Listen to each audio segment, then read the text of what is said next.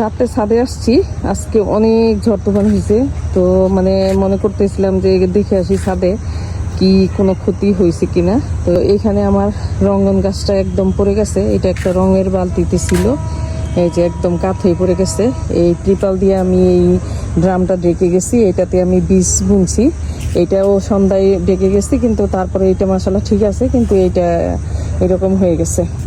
আর ওইদিকে এই যে এখানে মরিচের চারা, তো মরিচের চারাও একদম, মরিচের বালতি একদম কাত হয়ে গেছে।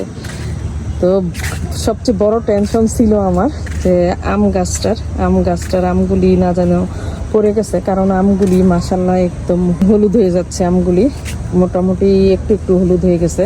তো এই জন্য ভয়ে ছিলাম, হয়তো মনে করছিলাম যে না জানি আমগুলি পড়ে গেছে। তো আমগুলি পড়ে যায় না, মাশাআল্লাহ আমগুলিও ঠিক আছে আলহামদুলিল্লাহ।